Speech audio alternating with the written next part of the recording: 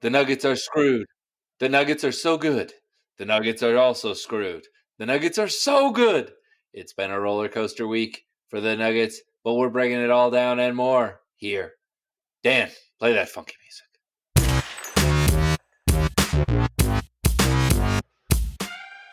Welcome in to another episode of the Blucifer Brothers. I am your host, Kyle Pullen, joined as always by my wonderful brother, Ryan Pullen. Ryan, how are you doing out there today, buddy? We're doing good. Coming off a DU hockey game on my front. As you were there as well. We had a great time. It was, just a wonderful evening. There was a great environment out there. And something I highly recommend to anyone. If you're looking for something, maybe the Avs game, a little pricey for you, smaller arena, really good environment, really fun thing. So honestly, I'll tell you the story. Thank you to Ryan for bringing me out there with him tonight. That was great. I'll tell you the story. We peek behind the curtain. We were thinking about the Avs game. They played the Wild tonight. My girlfriend's from Minnesota. I was like, oh, that would be a good, activity. Why are you bringing your girlfriend into this? This is weird. Well, but we were going to do that instead. But she wasn't there with us tonight. I looked up tickets, and in the 300s, it's like $100 to get into an Avs game. Yeah. That's crazy. What's so going on? What is the deal? I don't understand it. What's the difference between an Avs game and a Nuggets game? Honestly, why is an Avs game so much more expensive? The ice. I don't know. And they need they know that there's a lot more questionable racial tendencies, whites in Denver. Then, yeah. Well, I got a great deal on some DU tickets tonight. Oh man! And then when the girlfriend got sick and you had to ask me, that was made amazing. My night. Yeah, worked out. Just a little bro time. Well, some guys who's also been getting some bro time. The Denver Nuggets. They have headed out on the road. When we last spoke, they were getting ready for the Lakers game on Saturday. That did not go as well. We're going to talk about that. And then, actually, let's just talk about them as they happen, okay? So Lakers game. We both said the Nuggets were going to beat the Lakers. We thought we own that. However, I said, this does feel like a game that the Lakers are going to try to throw everything at Jokic, right? And they did. And they played really physical, and they're the Lakers, so they got away with it. And they caught the Nuggets off guard they said, you can't double team Jokic once he has the ball because he's going to pick you apart. But what if we make these other guys play 4-on-2? Do you think they can do that successfully, and we just won't let him touch it? And turns out the answer was no, not terribly successfully. But it felt like kind of a one-off defense that the Nuggets were even starting to kind of figure some things out against it as time progressed, that I'm kind of glad that the Lakers showed it. In the regular season was my take. It felt to me like the game where Rui guarded Jokic, and everybody was like, "Oh, Rui's the Jokic stopper. Rui, nobody can possibly get anything done if Rui is guarded. Oh, Rui, oh." And then Jokic was like, yeah, you actually are not that good. And if you're going to throw Rui Hachimura at me, I'm just going to bring him in the post and I'm going to abuse him. Then you're going to have to double. And at the end of the day, all that Lakers game was the others not hitting shots. And that sucks. And it does hurt to watch. But if we make layups, we win that game. And it continued it bled into that Bucks game where like you're just missing easy shots and you're missing shots that you should make. And well, hold on now, Ryan. We have a whole nother game between that and the Bucks game. But staying on this Nuggets, the thing that was frustrating to me about was just the process in the first half, especially. Like it took till right before the end of the half where they were like, hey, Aaron Gordon's like, hey, my guy is double teaming Jokic permanently with a front and playing behind. I'm just going to go set a pick for Jamal Murray, and they can't possibly make him go backwards. He's just going to get to step into a three here. So, yeah, I think that once they saw that, that kind of ended that defense. And then the Lakers switched to Old Faithful of LeBron on Murray, and being like, fine, we'll switch the pick and roll on this, and LeBron will guard Jokic, and he's big enough and strong enough to like wait for help. And then we're going to throw a bunch at him, which the Nuggets didn't execute against that very well, which was weird, but they were a little bit flustered. Yeah, it felt like at that it's point a classic thing where it's like, yes, it worked one time. Try it again. Literally, I mean, I would love for them to do it again because it's not going to be possible for them to replicate what they did and have it be as effective because Jokic is a computer. That's his biggest skill, is being able to look at things and adjust off of them. And good luck. Try it again. Yeah, I just saw a video the other day, too, of Jokic working on 4-on-1s with the Nuggets coaches. Like, literally just being like, okay, run at me, all of you. So, some interesting prep there. And then it was that hard trap game against the Pacers, which now kind of wasn't a trap game because you didn't, you kind of got embarrassed by the Lakers. Jamal, mentioned they just played with more intensity than we did, that kind of a thing. And they just went into Indiana and said, hey, do you want to play any defense? And the Pacers were like, hell no. And they said, do you feel like playing any defense? And we said, for a single quarter, maybe. And we just had a shoot-off. And then in that third quarter, the Nuggets locked in a little bit and got a big enough lead to where when they stopped playing defense again, it didn't get into the heart attack range that we dealt with tonight for a little bit. But, yeah, the Indiana game, I thought Indiana gave up a lot of just like, oh, that's instantly good offense.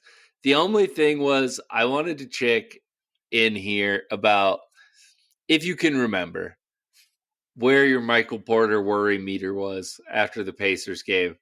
Because you talk about 2 straight butt cheeks performances, whereas Michael Too Thick Porter out there. He was terrible against the Lakers, and then he usually follows that up, with a good effort. And he was like, he got some dunks, he got some rebounds, he got some stuff, but like he was bricking open threes.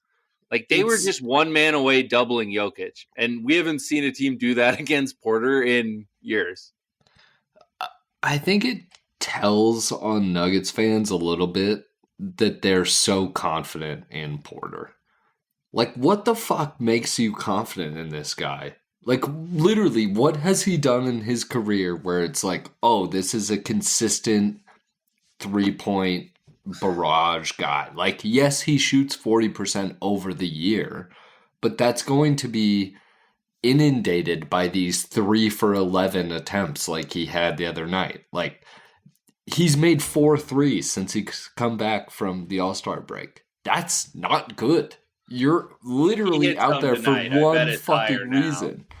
I bet it's higher now. He hit some tonight. Well, he did hit some tonight, but before tonight's game. No, it was ugly. And because I remember thinking, I was like, I guess to finish the podcast and be like, Ryan, let's hope Porter's still not 100% healthy and he's just playing his way back into something, because it was to that finish bad. my point, I guess, is that like he is never going to be the guy where it's just 40% every night.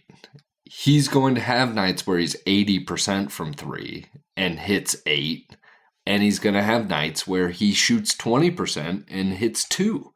Like, that's the Michael Porter Jr. experience, and it has been for the last 8 years. Like, he's gotten hot at the right times, but it's never been a consistent thing. Like, I've never been like, oh, well, I can definitely bet on Michael Porter Jr. made threes tonight. Like, that's got to be the dumbest bet in Nuggets history. So I think he's fine, right? Like, I'm not worried about him long term.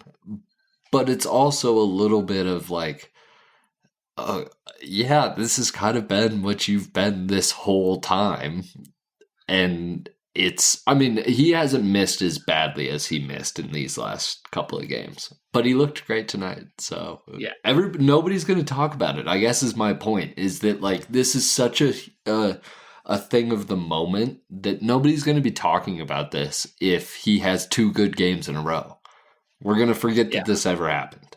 So, no, I mean, everything Michael Porter needs to prove or have his name put in limitless trade rumors this summer is in the playoffs, right?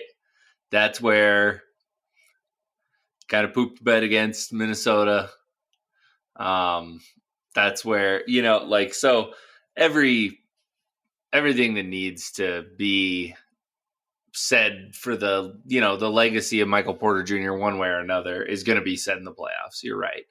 I just, at that point, I was like, oh man, did he rush back? Because the thing that was alarming to me was like, it felt like Jokic was trying to get him going. Like, it wasn't like the old games where like you miss your first 2 as Porter and then Jokic and them are like, all right, well, we gave you an honest try here. And you just get no touches the rest of the game. Like, it felt like Jokic and Murray were like trying to be like, or Jokic were like, hey, brother, remember when you scored 35 and we just ran this dribble handoff on the wing? Let's do that. And Porter was like, clank. And it was, so that's what was concerning to me, was like, it didn't look as fluid or like, as it did before the injury. No, he just hasn't looked good. I mean, that's the bottom line. Like, he hasn't looked good. I'm not worried about it long term in terms of like this season. Like, yes, of course he's important to our playoff success, but like at the end of the day, he's either going to make threes or he's not. Like, he's fucking open. Like, we all know he's going to be open because Jokic is on the court and he's going to get doubled. He's going to make the extra pass. Like, all those things are true no matter what. I think what's been interesting post All-Star break is that Jokic has been a little bit less aggressive, and I think it's a little bit on purpose, and I think it builds off of what you just said, is that he's trying to get these other guys involved. He knows that, like, Jokic, at the end of the day, he can go get 25, 30 points, 15 rebounds, and 8 assists pretty much in his sleep. Like, but he recognizes that this team is not going to get anywhere if these guys don't have a rhythm, and nobody else has had a rhythm all year. So I think he's purposefully trying to facilitate more, which has kind of been to the win-loss detriment of the team. Like, I think we probably would win these games, we probably would have won that Lakers game if he would have just decided to take over and been like, I don't care if you're going to triple team me, I'm going to score anyways. Like, these guys can't hit the broadside of a barn, so I'm just going to score. But he's not that type of all-star, and he's not that type of superstar. So I think he's been, the first couple games back, he was pretty passive.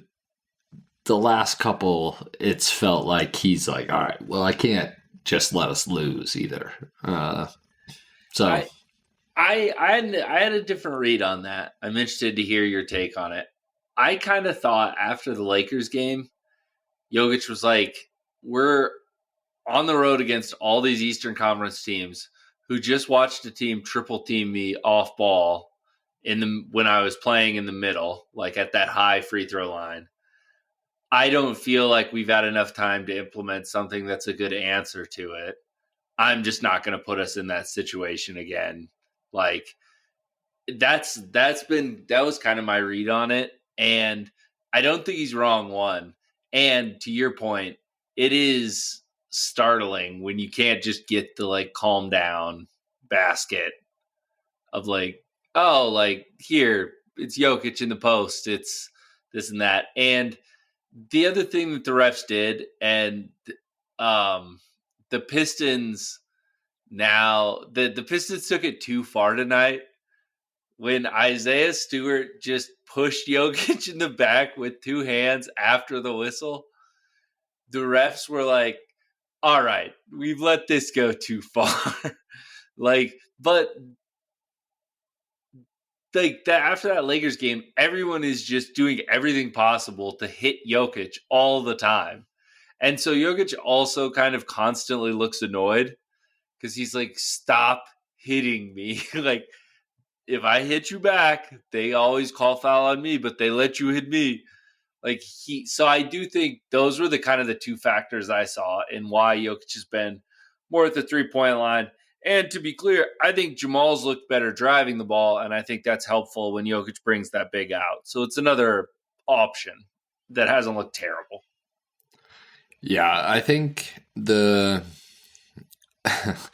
Jokic officiating is like, I mean, we've been talking about this for literally years on the podcast. He's the most difficult person to officiate because, I mean, reportedly Isaiah Stewart is like one of the strongest people in the NBA.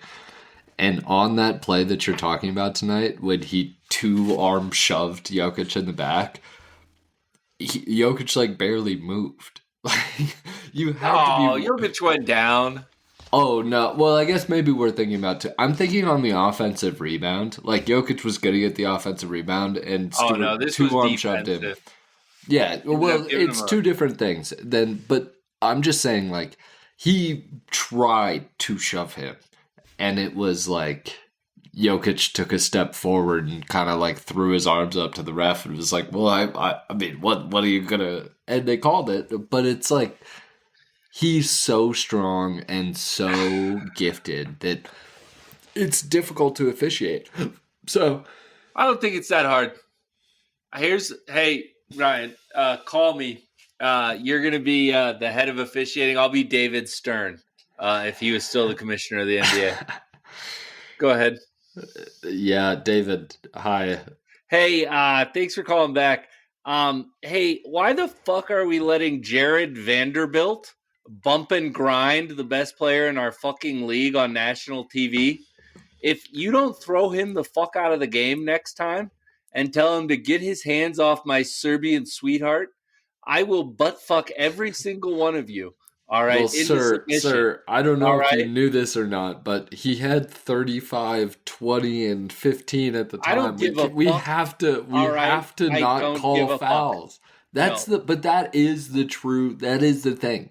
Like, he's so dominant without them calling fouls. If he got Joel Embiid's whistle, he'd be averaging 60 fucking points a game. They can't call all of the fouls. They can't do it. It's not possible. This is my point. You absolutely can on the ones that are really annoying Jokic. Jokic is annoyed that these guys are allowed to just hit him in the chest like 12 feet behind the 3-point line. He's like, why do you have to hit me in the chest here? And I'm allowed to have freedom of movement. Why do you just get to throw your elbow into my chest? Like, it's unbelievable to like see. I'm just telling you it's not going to change. I'm telling you the 90s NBA, that never happens again. They put in one call and Joey Crawford is like, listen, if you bump him way back here, I'm going to call foul every time. So you decide. You can foul out in the first quarter tonight, or you can stop bumping him back here.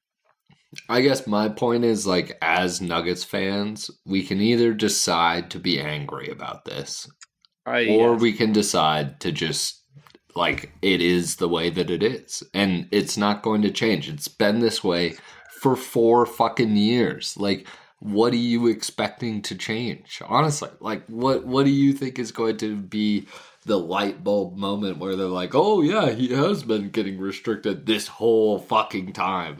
Like, he's going to dominate more if they called every foul, it would be unfair. What does it help to elbow him and to allow guys to cheap shot him on the way up the floor? What does that help? He's not shooting from back there. I'm saying if post and you're going to allow people to play physical, that's fine. But just don't let people maul him on the way up the floor right in front of you. Tonight when Malone got teed right away in the Pistons game, you could see him mouth to the ref. He goes, I mean, what the fuck? And that's exactly how I feel often just watching this. Just like, hold on, dude. On this other end, you're saying, there was a little marginal contact on this Luka drive. And then right in front of you, Jared Vanderbilt's just sitting there throwing 12 to 6 elbows to Jokic's eyebrow. It will always be the thing that makes me the most mad is when they call something on the other end where it's like, oh, okay, that's like, yes, that's a foul. Like, he was restricting his movement. But then you literally have the MVP getting assaulted on the other end, and you're not calling anything. So, what? Like, square the circle for me. Make me understand how this is being officiated, and make me understand what is and isn't a foul. Because I saw him just grab both of Jokic's arms as he was trying to get the inbounds pass from, or whatever, post pass from. And you didn't. There wasn't a whistle there, so I'm confused about how a touch foul on Harden 30 feet from the basket is the same. It's just their favorite thing. I have a theory that, you know how high school refs love calling like minor shuffle steps, travels, that it just, I don't know what it does for them, but it's like a Viagra for them. They can't stop making the calls. I feel like the NBA ref version is the rip through call. Because if there is a finger on a wrist in the rip through, these refs are tweeting out there and they are ripping through. But if you just straight 2-arm bear hug someone right in front of them, they're like, doesn't have the ball, so I can't call the rip through. So I'm probably not going to be whistling that one. It's alarming. But Jokic has been trying to get the call on the rip through 3 for forever. So he also doesn't get that call, I guess I would say. It's absurd. The Milwaukee game felt like they just wasted a good Jokic. Like, when Jokic had 18, like 8 and 7 at the half, and we were only up by, 3 or 4? I was like, we're fucking losing this game. Like, there is no way. Like, I was, to your point again, I was like, maybe a Porter spree, could turn a game, but it was nowhere to be found. And everybody was just smoking layups instead of smoking threes. Just the amount of missed shots at the rim, honestly, in the last 3 games has been alarming. It was tonight too. Like, we won that game. Mike smoked 3 layups where he got it. He got the Jokic rebound, but it wasn't like Jokic's just drip off the rim, It's like he just tips it off. If Mike was like throwing it off the backboard, there's like a hard bounce on the rim. He's grabbing it at the 3-point line, bringing it back in, smoking another one. It doesn't even touch the rim. He's bouncing back out to the 3-point line, grabbing the ball again. And And then like Aaron I Gordon know tips it in. exactly what play from the Pistons game you're talking about Oh tonight. my god. It was There was one where I was literally like, I swear to God, Michael Porter Jr. is a good shooter. And he's having a pretty good shooting game. And I just watched him attempt 4 mildly contested layups. I'm like, honestly, give me the ball. I don't think Like, he was I think I close. would have made one of those. I think I could have done as good of a job as he did. He got a Jokic deep sigh. It was a throwback to when Jokic always used to stink eye him when he'd do stupid stuff. Jokic was like, "The fuck, brother." Dude, I know you have championship ring, but Jesus Christ, Mike. How many layups you miss in a row, brother? You need me to go on the pod again? What is wrong? Have you not talked to a porn star lately? Let's get that woman who got 100 guys to run train on her on your pod, man. Yeah. Make yourself feel better, dude. Yeah.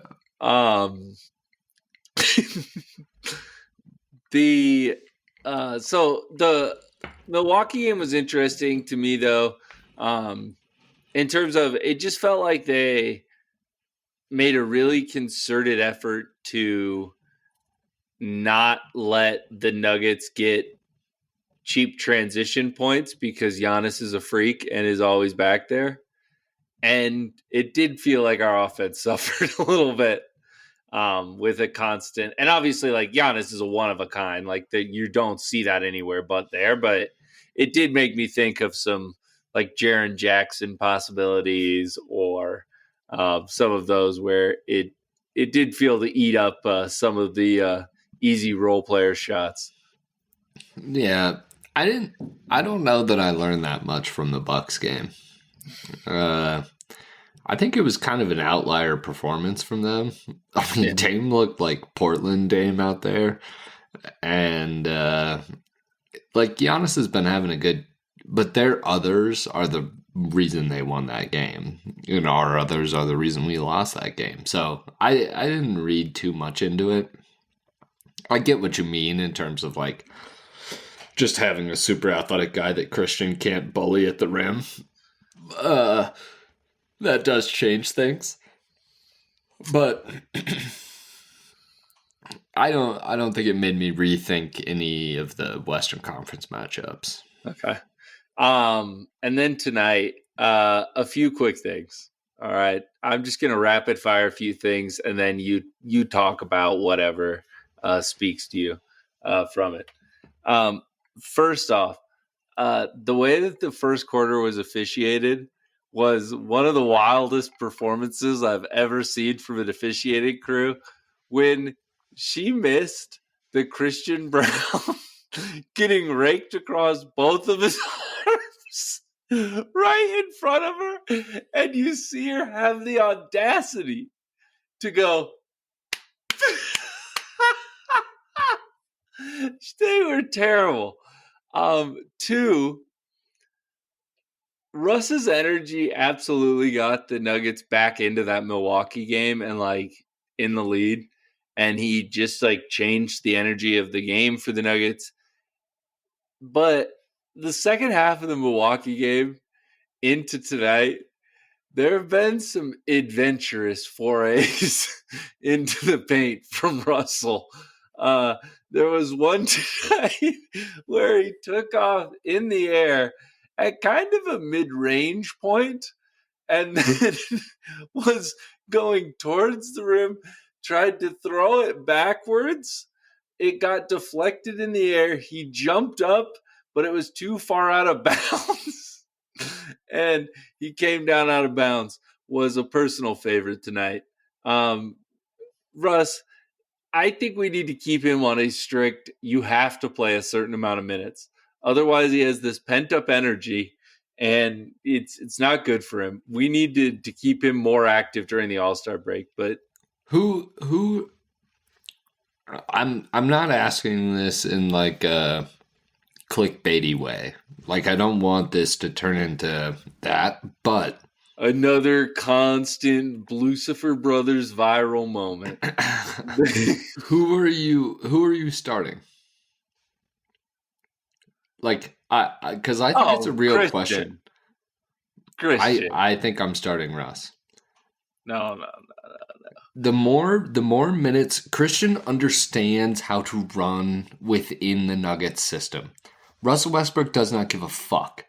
But if you put him on the court with Nikola Jokic, he recognizes talent. He understands that Nikola is the sun, the moon, and his stars. And so I think the more that you put him on the court with Jokic, the more that energy is unlocked in a positive way, as opposed to him literally throwing the ball to the other team, which he's been apt to do the last 5 games or whatever it's been. He has been. I mean, I rooted for Russ when I was going to Oklahoma, and like Russ and I have a long history together. Yeah, and this has been on the record is pro Russ. This has been his entire fucking career. It's like, yes. No. What are you doing? That's all his entire career is a roller coaster of emotions. And we are in a down period right now. He's forcing things. He's shooting 30% from the field. Oh, yikes. He took some quick fire threes versus the Bucks. Oh my god! Stuff where like Jokic doesn't cross half court. Yeah, and it's like, oh no, brother, no, you do not take that shot. Like and at a certain point, you just have to hope that he understands that he's open for a reason.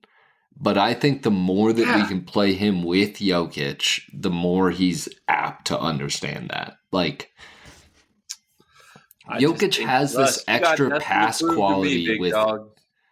You got nothing to prove to me. No need to be taken off from the free throw line. You know. No, and that's the crazy part. In the world. Is that, I love you no matter where you take off from. Yeah, he fits so well, which I think we've seen glimpses of. And he doesn't need to do too much to fit in to that role. Like, all we need is energy on defense and him to sort of like be aggressive towards the rim. And if he wants to shoot 3 threes a game, like, I don't care. If you make 2 of them, you get 2 more. Like, what are we talking about? Like, that's the rule. You know, you get 3 a game, and if you make 2, you get 2 more. I like that. I like that as a rule.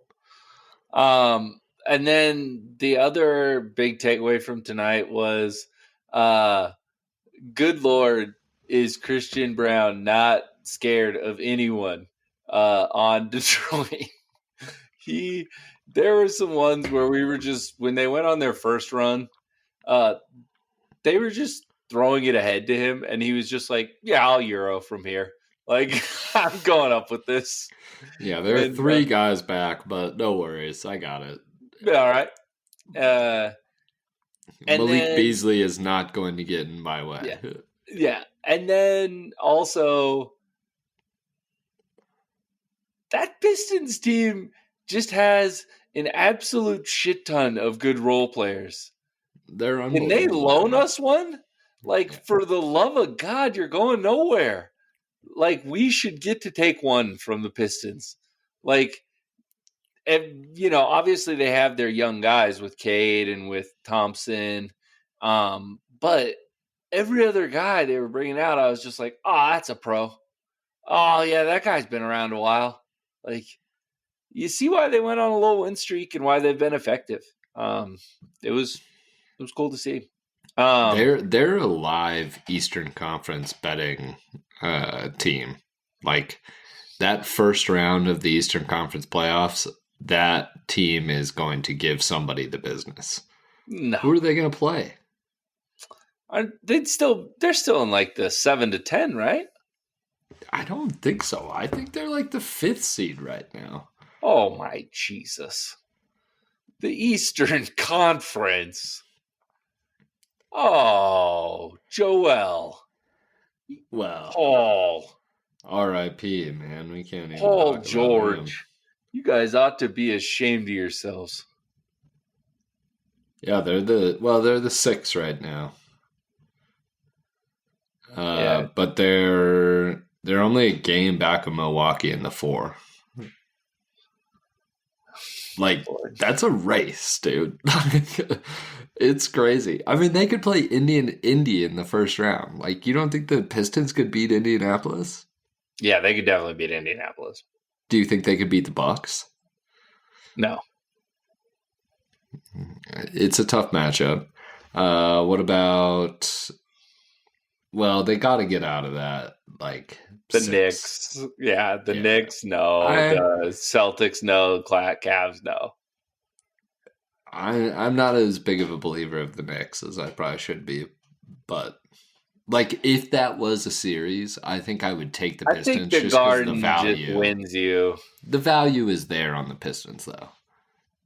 You're not getting good odds on the Knicks in that series. I mean, I guess there's somewhat. It just feels like the Knicks have a lot of defenders to throw at Cade in that. But I digress. And then this was a wild game in terms of Jokic's stats are absolutely ridiculous. And I don't think he tried to score at all.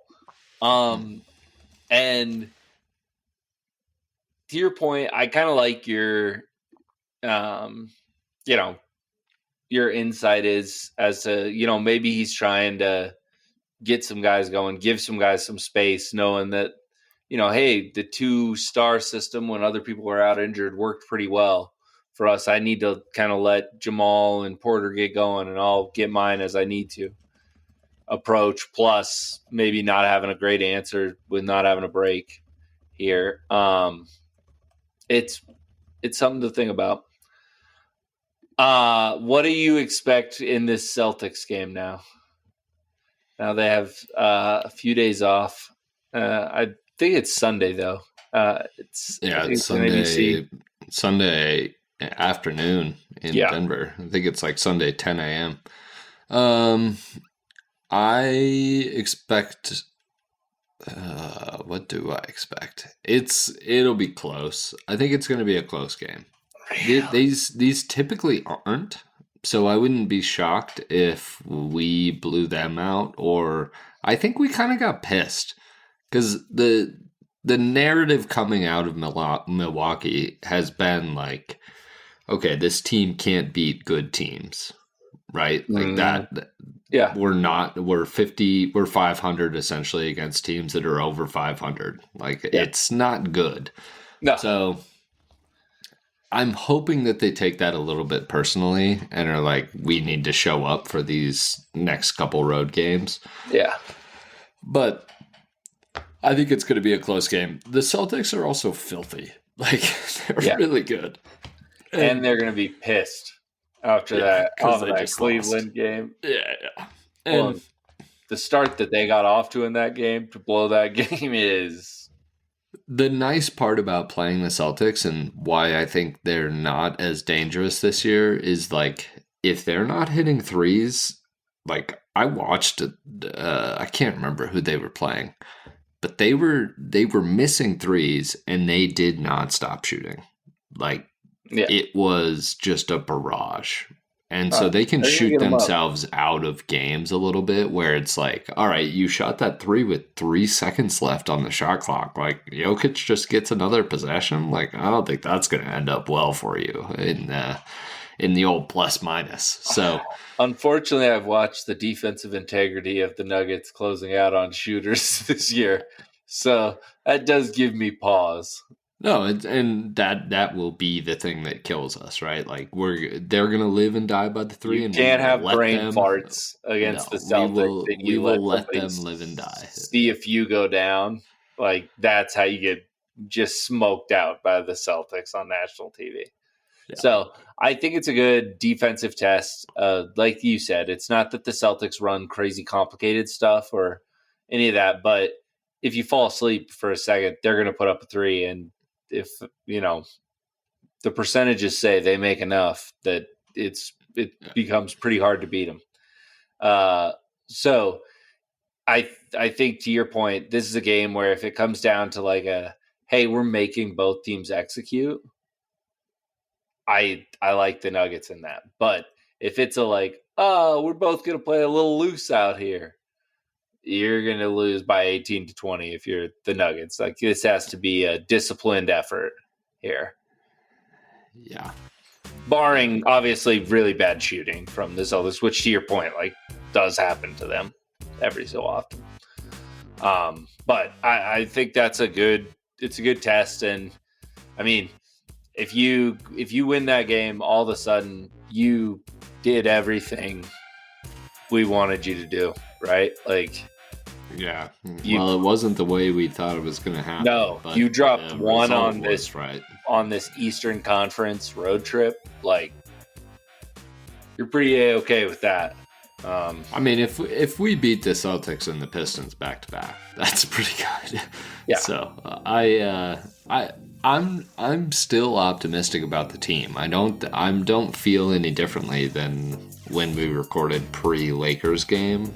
Yeah. It to me is just like, yeah, they still have to show us more, but it's not that we haven't seen glimpses, and it's not that they don't seem capable of showing us that. It's just, do you do it?